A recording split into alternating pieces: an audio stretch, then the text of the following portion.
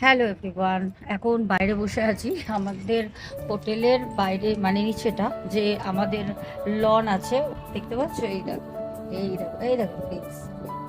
হ্যাঁ, তো আজকে দীঘায় রয়েছি অলরেডি, তোমরা কমেন্টে দেখে নেবে। একজন কমেন্টও করেছে দীঘায় যে হোটেলে ছিলাম ভূত ছিল, তবে এখানে নেই ভাই।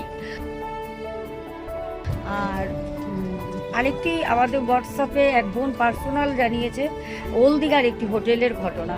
খুব তাড়াতাড়ি আসবো দুটো হোটেলের ঘটনা নিয়ে, তবে আজকে কিন্তু আর ঘটনা আমি দিতে পারবো না, কিছু মনে করো না।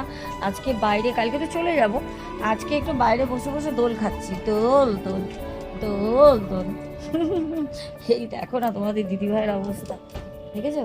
ঠ্যাং পা হাত ছড়িয়ে মনের সুখে বাচ্চা হয়ে গেছি। আর মাঝে মাঝে বাচ্চা হয়ে যেতে হয়, আর বয়সটা তো হয়নি, এখনো তো ছোট বাচ্চা। এই দেখো আমি এক বাচ্চা, আর ওই যে আমার বাচ্চা বসে আছে, দেখেছো? তো আমরা মা ছেলে ভালো আছি, বিন্দাস আছি, সুন্দরভাবে দোল খাচ্ছি। খেতে খেতে যাবো, গিয়ে দোল খাচ্ছি, উপরে গিয়ে খাবার খাবো রুমে গিয়ে, তারপরে ঘুমিয়ে পড়বো। আবার সকালবেলা মর্নিংয়ে বেরোতে হবে। আমরা হয়তো একটু তাড়াতাড়ি করে বেরোবো, কারণ আমাদের তাড়াতাড়ি যেতে হবে। সোনুডগি খুব কান্নাকাটি করছে, বাড়ি থেকে বারবার করে জানাচ্ছে, আর আমরা তো কাজে এসেছি, বলো কি করব, ওকে তো ছেড়ে আসতে চাই না। তো চলো এখনের মতো রাখি। আর হ্যাঁ, বলে দিলাম আজকে কিন্তু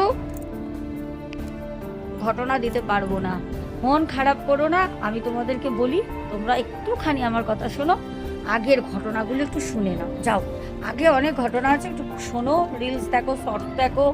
আর হ্যাঁ, তোমরা তোমার ফেসবুক আইডিটা ফলো করতে পারো, শোনা কথা দেখো, ওখানে কত সুন্দর সুন্দর আমি ব্যালকনিতে উপরে দাঁড়িয়ে দাঁড়িয়ে কত শর্টস দিয়েছি, মানে সরি রিলস দিয়েছি, অনেক কিছু শেয়ার করা আছে। ছোট্ট, গুড নাইট।